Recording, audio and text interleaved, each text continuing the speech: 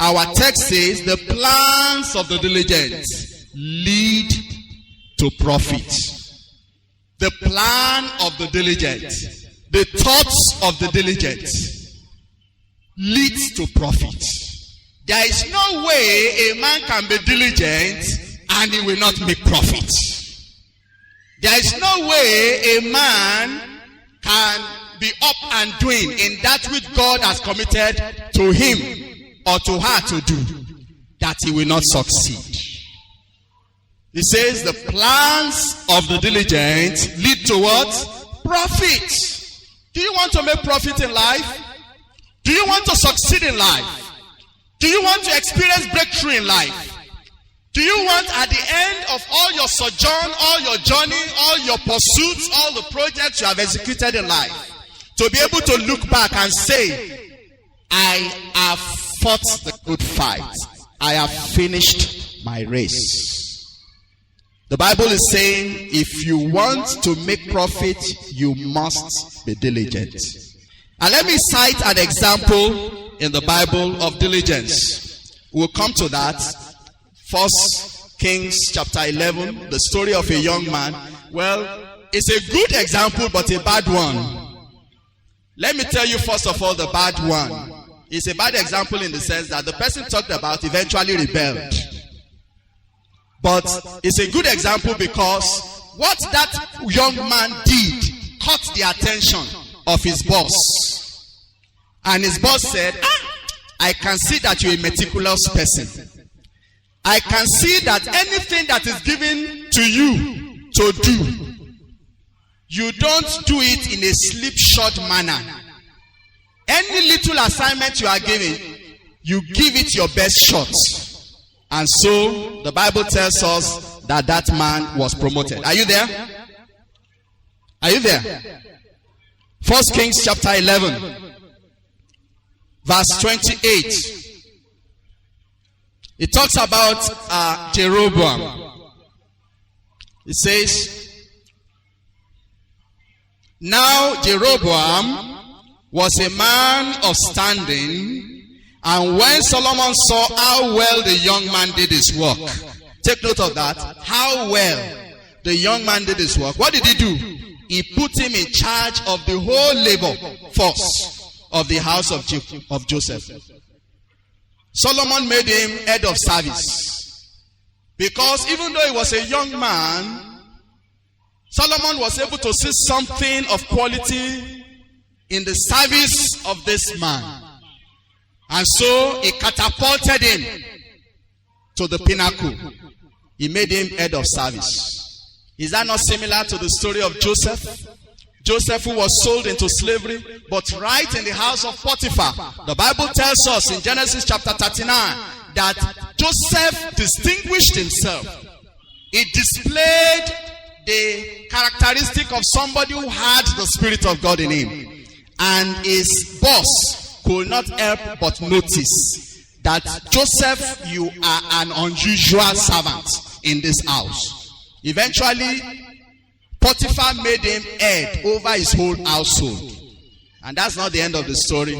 Eventually, as the story unfolded in chapter 41, we find Joseph also promoted to be the prime minister in Egypt. If you read Genesis chapter 41, verses 39 to verse 45. Now, I want somebody to confirm to me the age of Joseph when he received this promotion. Tell me the age of Joseph. Look at verse 46. How many years? Sir? Are you sure? I want you to check it. I don't want you to assume. I want you to be diligent in checking it out. You know why I did that? Because many of us didn't open our Bible. But the book of Proverbs says, if you want to succeed, you must be diligent.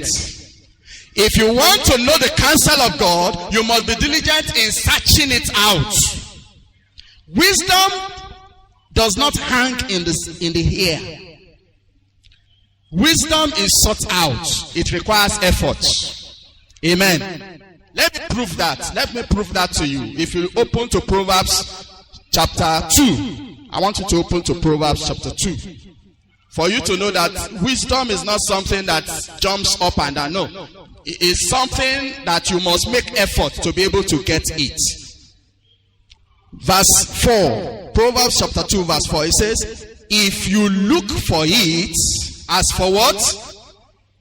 As for what? Is silver easy to come by? If you look for it as silver, and search for it as for a hidden treasure, then you will understand the fear of the Lord and find the knowledge of God and the Lord, and it goes on like that. Amen. So now back to Genesis 41 verse 46. How old was Joseph when he was promoted? Hello? How many years? 30 years. 30 years. You can imagine in this congregation, those who are 30 years of age, somebody like that just catapulted to be the prime minister of a whole nation. And we are talking about Egypt. People have gone into research about Egypt, of the civilizations of the past. Egypt was so developed, so advanced, even before the Romans, before the Greeks. So we are talking about a nation like United States of today. A 30-year-old man was catapulted to that height to become the prime minister. Why? Because of diligence. May I say to a young man here, you may not be up to 30, you may be 15, you may be 7, but if you are diligent in what you do, the Lord himself will catapult you to a height that you may never ever imagine in life. To a height that your parents may never ever imagine in life. If you are diligent. If you are diligent. Jesus displayed diligence at the age of 12 in the temple. He was asking questions of those who were authority in the law, those who were professors in the Bible. He was asking them questions. He was also answering those questions at the age of 12. At the age of 12.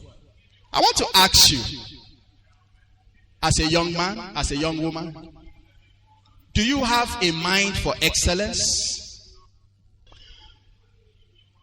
As a young person, if you will succeed, if your life will not just be ordinary, if your pursuit in life will not just be bread and butter. There are many people who live life, they just wake up, anything that they find is good enough. They don't have a goal. They don't have a vision. They don't have objectives. They just live life and accept it the way it comes. Brethren, that is not the testimony of Proverbs chapter 21, verse 5. Because it says that the plans of the diligent lead to profit. There must be a plan. There must be a plan.